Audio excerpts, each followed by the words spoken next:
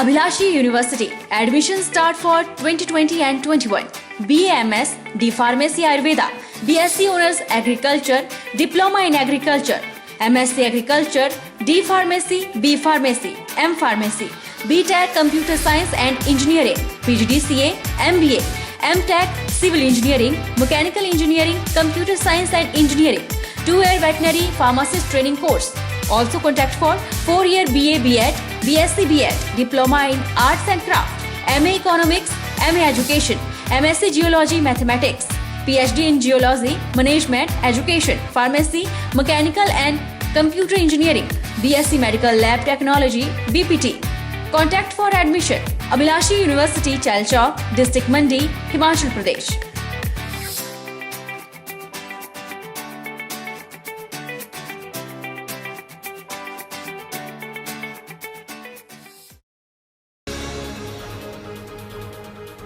शिमला के बाद अब रिलायंस ग्रुप कुल्लू जिला में सेब खरीदने की तैयारी में है। हिमाचल प्रदेश मार्केट बोर्ड ने इसका खाका तैयार कर लिया है। रिलायंस सेब की खरीदारी के लिए बागवानों के बगीचे में पहुंचेगा।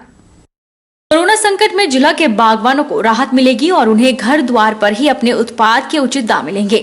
जिला में 100 से भी अधिक का सेब कारोबार होता है। इस बार ओलावृष्टि और आंधी तूफान से हुए भारी नुकसान के चलते सेब की फसल सामान्य से बहुत कम है। जिला शिमला के बाद कुल्लू में सबसे अधिक सेब का उत्पादन होता है और जिला के करीब 95% लोग बागवानी से जुड़े हैं। हिमाचल प्रदेश मार्केटिंग बोर्ड के सचिव सुशील गुलेरिया ने कहा कि सरकार भी चाहती है कि निजी कंपनियां भी कुल्लू में सेब की खरीदारी करें। ऐसे में रिलायंस ने कुल्लू में भी सेब खरीदने की योजना बना दी है। इसको लेकर कंपनी के अधिकारियों के साथ बैठकों का दौर जारी है। रिलायंस के साथ अन्य कंपनियों को भी कुल्लू में सेब की खरीद के लिए संपर्क किया जा रहा है। रिलायंस और बिग बास्केट जो हैं इनके जैसे ये कंज्यूमर्स को सप्लाई करते हैं अपने स्टोर्स के माध्यम से, या बिग बास्केट जो होम डिलीवरी करता है, तो उनके जो बड़े शहरों में इनके आउटलेट्स हैं, तो उसके लिए ये हर बार प्रोक्योर करते हैं। इस बार इनसे रिक्वेस्ट की है कि आप थोड़ा ज़्यादा मात्रा में करें क्योंकि कोरोना का टाइम है, तो लोगों को अच्छे रेट्स मिल सकें। तो रिलायंस का नागाबाग भी हाल में अपना खुद का प्रिकॉर्मेंट सेंटर है और वो हर वर्ष की भांति सेवाएं वहाँ पे करेंगे। सोलन में व्यापार मंडल का कार्यकाल समाप्त हो चुका है। कार्यकाल खत्म होते ही चुनावी सरगर्मियां तेज हो गई हैं। सोलन के व्यापारियों ने आज सोलन में एक बैठक की और व्यापारियों ने बैठक कर व्यापार मंडल के चुनावों के रूपरेखा भी तैयार की। साथ ही वर्तमान व्यापार मंडल के अध्यक्ष से चुनाव करवाने की बात कही। व्यापारियों ने कहा कि कोरोना काल में जैसे भी संभव हो सके उस तरीके से चुनाव करवाए जाएं। उन्होंने वर्तमान में चल रहे व्यापार मंडली को नकारा और कहा कि इस व्यापार मंडल के कार्यकाल में कार्य नहीं हो पाए हैं।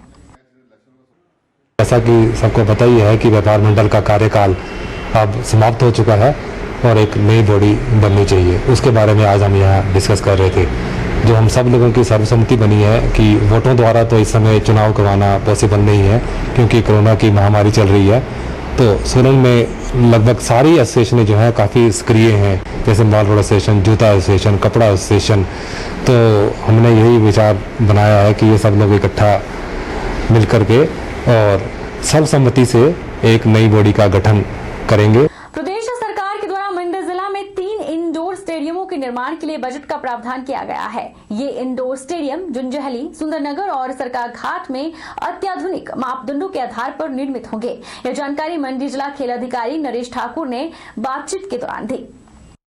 मंडी जिला खेल अधिकारी नरेश ठाकुर ने जानकारी देते हुए बताया कि मंडी जिला में 3 इंडोर स्टेडियमों के निर्माण के लिए प्रदेश सरकार के द्वारा बजट का प्रावधान किया गया है, जिसमें सुंदरनगर में 10 करोड़ 50 लाख रुपए, सरकाघाट में 6 करोड़ 65 लाख रुपए की लागत से इंडोर स्टेडियम निर्मित किए जाएंगे और जुंजहली में स्टेडियम के निर्माण के लिए विभाग के द्वारा बजट प्रस्ताव सरकार को भेजा गया है। उन्होंने बताया कि सुंदरनगर स्टेडियम के निर्माण के लिए हिमुडा को 70 लाख रुपए और सरकाघाट में स्टेडियम के निर्माण के लिए पीडब्ल्यूडी को 30 लाख रुपए की पहली किस्त जारी की जा चुकी है। नरेश ठाकुर ने बताया कि यह तीनों इंडोर स्टेडियम अत्याधुनिक मापदंडों के आधार पर निर्मित होंगे और इसमें उच्च स्तर की प्रतियोगिताएं आयोजित की जा सकेंगी। प्रदेश सरकार द्वारा मंडी जिला के लिए 3 खेल इंडोर स्टेडियम का निर्माण किया जा रहा है, जिसमें सुंदरनगर में 10 करोड़ 50 लाख का जो उसका कॉस्ट है, उसमें 70 लाख जो है हिमुडा को दे चुके हैं और उसका निर्माण कार्य अभी शुरू हो जाएगा। और सरका घाट 6 करोड़ 65 लाख का बजट का प्रावधान है, उसमें 30 लाख जो है पीडब्ल्यूडी विभाग को हम दे चुके हैं, जो कि अभी इसका निर्माण कार्य भी शुरू होने वाला है।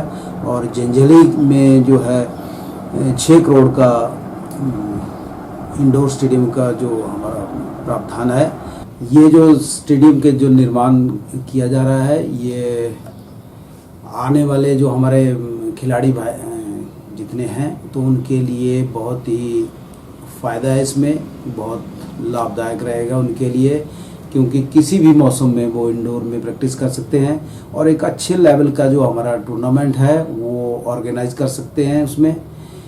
इस तरह से आने वाला जो भविष्य में हमारे जो खेल स्टेडियमों से हमारे खेल का स्तर काफ़ी अच्छा निकलेगा। पहाड़ों पर तेजी से बर्फ पिघलने और बरसात शुरू होते ही सतलुज नदी का जलस्तर बढ़ने लगा है। सतलुज तट क्षेत्र के लोगों को नदी किनारे न जाने के लिए अलर्ट किया जा रहा है। देश की सबसे बड़ी भूमिगत परियोजना नाथपा झांकड़ी के बांध से 650 क्यूमेक्स अतिरिक्त पानी रोज छोड़ा जा रहा है। परियोजना निर्माताओं ने लोगों से अपील की है कि सतलुज तट पर मवेशी न छोड़ें और मानवीय गतिविधियां भी बंद करें। पहाड़ों पर गर्मी के कारण बर्फ का पिघलना तेजी से शुरू हो गया है। इसके साथ ही बरसात ने भी दस्तक दी है। ऐसे में सतलुज नदी का जलस्तर बढ़ने से घाटी में लोगों को नदी किनारे न जाने की हिदायत दी जा रही है। सतलुज तट पर लगातार लोगों को विभिन्न माध्यमों से सचेत करने का काम परियोजना निर्माताओं ने शुरू कर दिया है। वर्तमान में सतलुज नदी का जलबहाव देश की सबसे बड़ी भूमिगत जल विद्युत परियोजना 1500 मेगावाट की नाथपा झांकड़ी के बांध स्थल पर 1100 क्यूमेक्स है। सर्दियों में जलबहाव घटकर करीब 60 क्यूमेक्स रहता है। ऐसे में बांध से आगे परियोजना निर्माताओं को सामान्य बहाव से 650 क्यूमेक्स पानी अतिरिक्त छोड़ना मजबूरी हो गया है, जिससे सतलुज नदी का जलस्तर ऊंचा हो गया है। केंद्र और प्रदेश सरकार के सार्वजनिक उपक्रम SJVN ने लोगों को सचेत करने का काम लगातार शुरू कर दिया है। सतलुज में लगभग इस वक्त हम 1000 से ऊपर क्यूमेक्स पानी चल रहा है और डैम से लगभग हम 650 क्यूमेक्स पानी छोड़ रहे हैं। और ये क्यूमेक्स का ये पानी जो है बढ़ने के स्कोप ज़्यादा है और आने वाले मानसून के कारण बारिशें बढ़ने के स्कोप है और पानी बढ़ सकता है। तो हम लोगों से अपील करते हैं कि लोग कृपया आप लोग दरिया के किनारे ना जाएं, कोई ऐसे एक्टिविटीज़ दरिया के साथ ना करें, पशुओं को दरिया के साथ ना भेजें। वैसे तो हमने अनाउंसमेंट रखे हैं, 11 लोकेशंस हैं जहां पे पब्लिक को सूचित किया जा रहा है, फिर भी इसकी सूचना को अनदेखा ना करें और इसको ध्यानपूर्वक इसको सुने और इसको फॉलो करें। ओम साई सेवा समिति ने मंडी जिला के बल में बल पुलिस और नगर परिषद के साथ मिलकर भांग उखाड़ो अभियान शुरू किया। बल के डडौर में उगी भांग के पौधों को नष्ट किया, साथ ही युवाओं को नशे के प्रति जागरूक भी किया। थाना प्रभारी राजेश ठाकुर ने कहा कि आजकल जिस तरह युवा पीढ़ी में नशे की लत दिन पर दिन बढ़ती जा रही है, उसे देखते हुए पुलिस के साथ मिलकर ओम साई सेवा समिति ने नशे को खत्म करने के लिए अभियान छेड़ा है। उन्होंने जनता से अपील करते हुए कहा कि नशे को खत्म करने के लिए वे अपना सहयोग दें। कई दिनों से भांग उखाड़ो अभियान मंडी पुलिस की तरफ से चलाया जा रहा है, जिसके अंतर्गत आज बल पुलिस ने NGO ओम साई समिति की सहायता से डडौर, डाबानी इत्यादि क्षेत्रों में लगभग 10 बीघा के अंदर भांग के पौधे नष्ट किए हैं। मैं यहाँ की आम जनता से भी आग्रह करता हूँ कि वो इस अभियान में ज़्यादा से ज़्यादा सहयोग दें ताकि एक नशा मुक्त समाज का निर्माण किया जा सके। जिला मंडी करनी सेना ने विधानसभा स्तर पर संगठन के विस्तार के लिए पहली नियुक्ति बल मंडल अध्यक्ष पद की कमान सुरेंद्र शर्मा को सौंपी है, जिसकी अधिसूचना जिला अध्यक्ष रजनीश सोनी ने फेसबुक के माध्यम से शनिवार को नियुक्ति पत्र जारी कर दी। जिला प्रमुख ने बताया कि सुरेंद्र शर्मा द्वारा करीब 150 से ज्यादा लोगों को करनी सेना से जोड़ा जा चुका है। करनी सेना के मंडलाध्यक्ष की कमान रिवालसर सूबे के युवा को सौंपे जाने से स्थानीय युवाओं में खुशी की लहर है। आज हमने बल विधानसभा क्षेत्र कि जो हमारे युवा समाज सेवी है रिवालसर से, जो पूर्व में विश्व हिंदू परिषद के पदाधिकारी भी रहे हैं उनको हमने बल विधानसभा का मंडल अध्यक्ष नियुक्त किया है, जिसका आज हम नियुक्ति पत्र जारी कर दिया गया है।